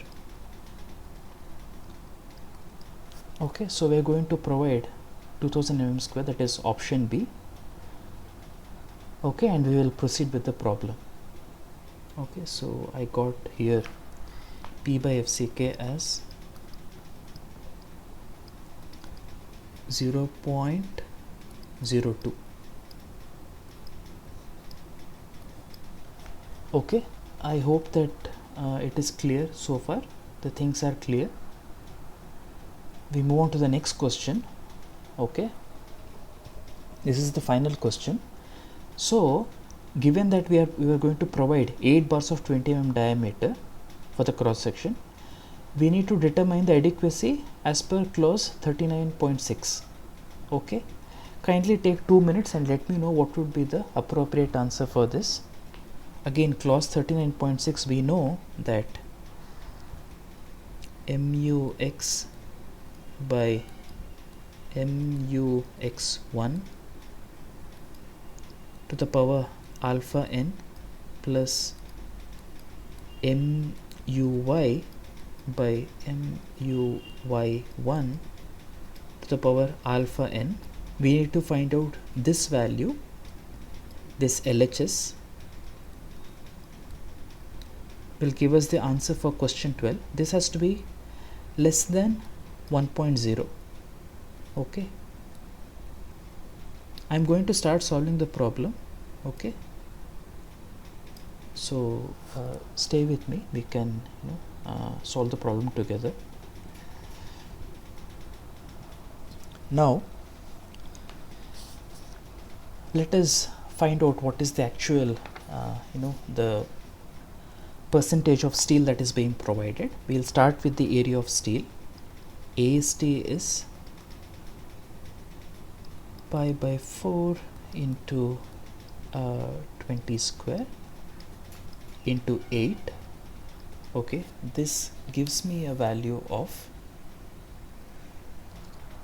pardon me, I need to calculate it.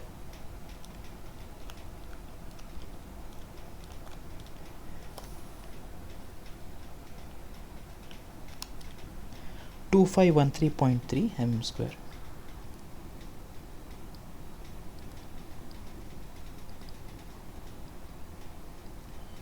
I'm going to provide slightly on the conservative side. Okay, so this the p value becomes 2513.3 by 400 by 500 into 100. So this gives us a value of 1.26. okay, so I'm providing a slightly higher percentage because the p required was 1%, but I'm going to provide a higher value here. okay, because it's firstly it's a slender column and the dimensions are quite huge. okay, now we need to find out what would be the k value and the revised moments. okay, we need to find out the k value. okay, k is k value we need to find out, and also the adequacy of this thing. So let me explain that the k value is basically puz minus pu by puz minus pb. So we need to find out what is the p for the balanced section. okay, for this we need to find out the value of pu by fck and the moment also. okay, now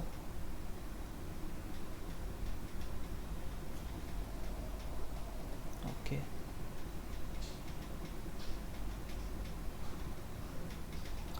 so we have the value of p by fck. p by fck is 1.26 by 30. okay, this gives me a value of 0.04.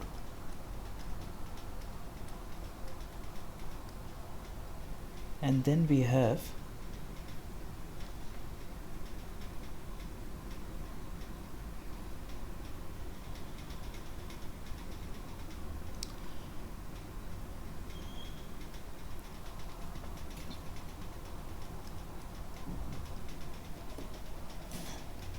Okay, so now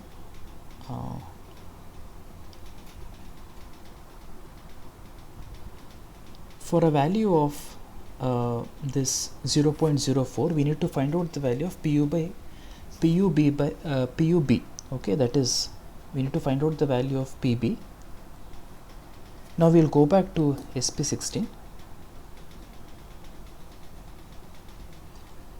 Now for a value of 0.04, we know that the value of, we need to find out the value of PUB, and that is 0.12.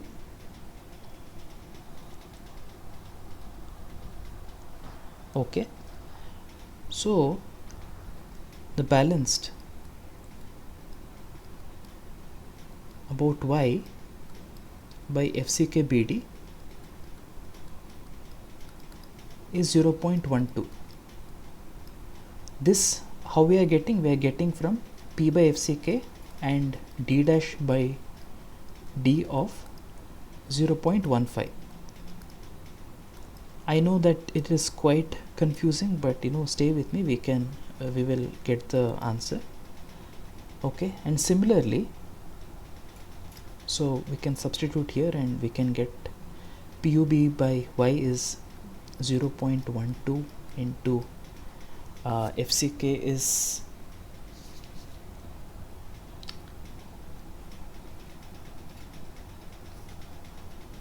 FCK is 30 and 4.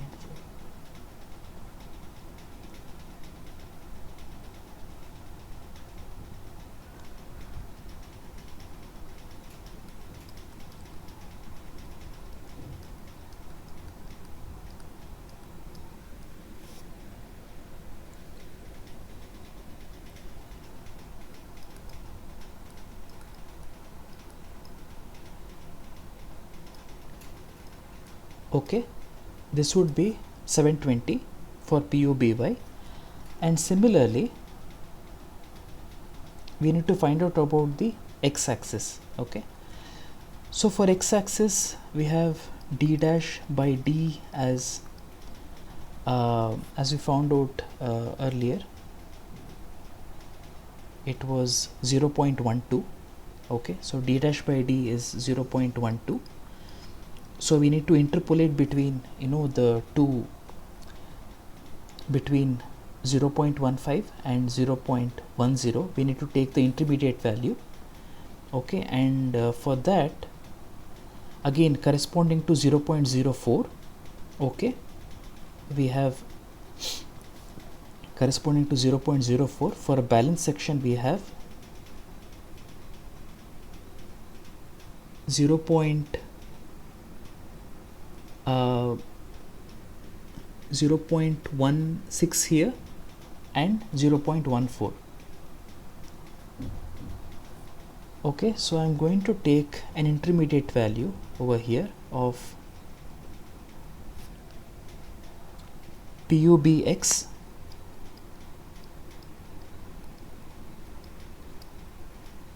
and FCK BD as 0.13. Okay, so this is intermediate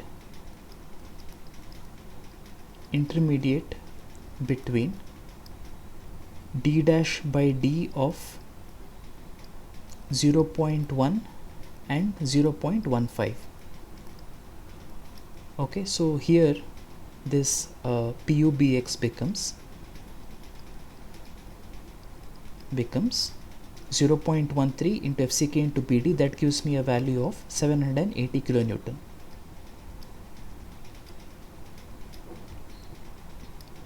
Okay, so we will substitute these values. We have Kx and Ky, that is PUZ is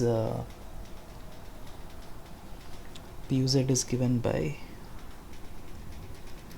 0.45 into 30 into 400 by 500 plus 0.75 sorry.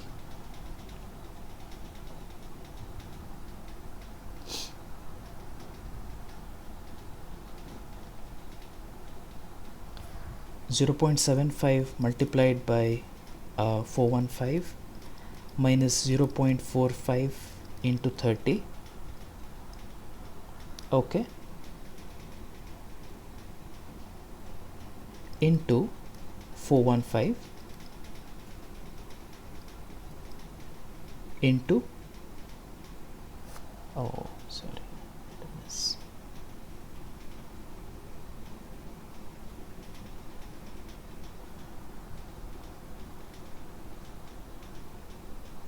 into ASC. So ASC, what is the value of ASC here?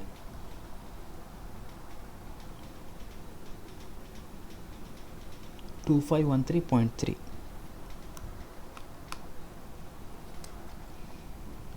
.2513.3. Okay, so when we substitute these values, we get the value of PUZ as, I got the value of PUZ as 3448.34 kilonewton.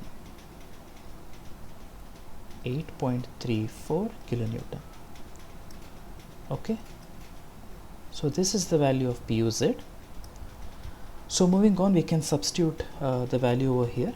We have 3448.3 minus 1500 divided by 3448.3 minus PUB with respect to X is 780. Okay, and 3448.3 minus 1500 by 3448.3 minus 720, that was PUBY. Okay, so for this I got a value of how much? 0.73 and 0.71. Okay, excuse me, I'll take a different color now.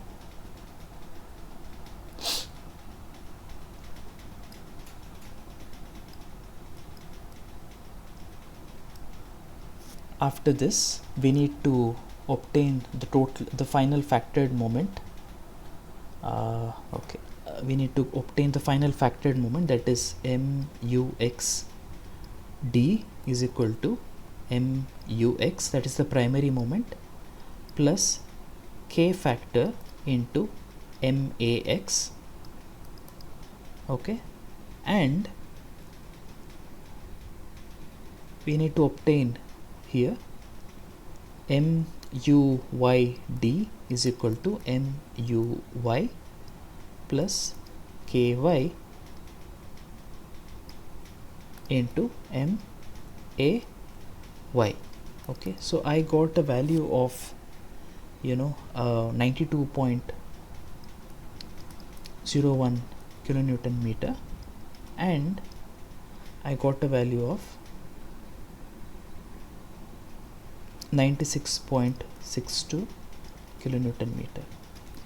So these are the actual design moments. Then again we need to carry out the procedure once again.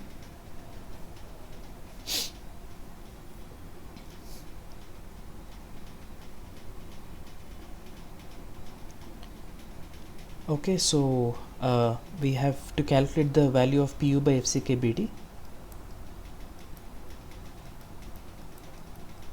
That is, I got a value of 0.25.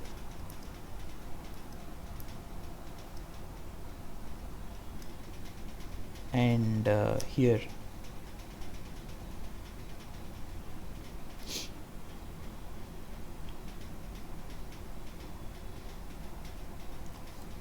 for P by FCK, sorry,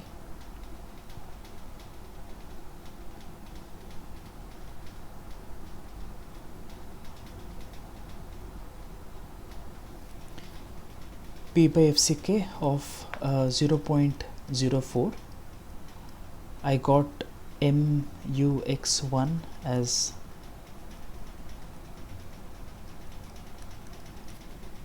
MUX1 as 255 kilonewton meter,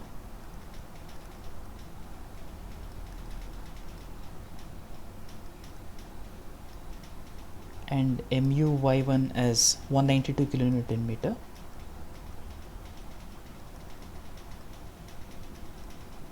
Okay, these are again based on the SP16 charts 44 and 45.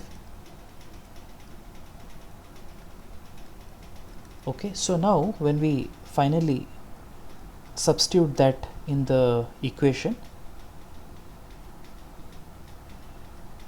in this particular equation, that is MUX by MUX1 power alpha n plus MUY by MUY1 power alpha n, okay, less than equal to 1.0. I'm just going to substitute all the values over here now. Okay, 92.01 divided by 255. Okay, and based on the value of PUZ that you get here, we need to find obtain the value of PU by PUZ, and from that we need to obtain the value of alpha n by the interpolation. So alpha n, I got the value as 1.38.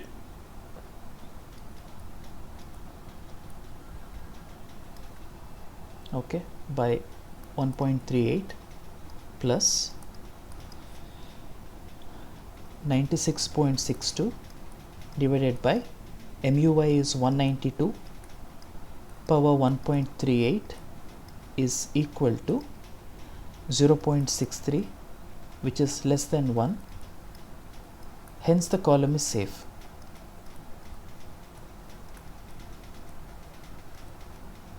Okay, so the correct answer for this particular question was 0.625, option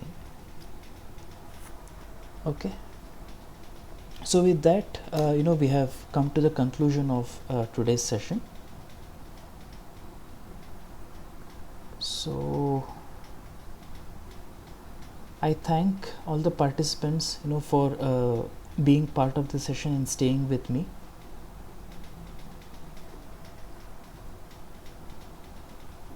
Hello. Yes, sir. Thank you so much. So I understand that today's session was very rigorous, and it was very mathematically involved, but I'm sure that if you can practice it a few times, we can get hold of how to solve the problem. Okay, I've done my best. Actually, it was frankly it was the most difficult one, actually, because I spent quite a lot of time on designing the problem and the solution for this. So if there is any question, kindly let me know. If there is any question, you can ask me today or even next week also. Okay, if there are no questions, we can conclude this session for tonight.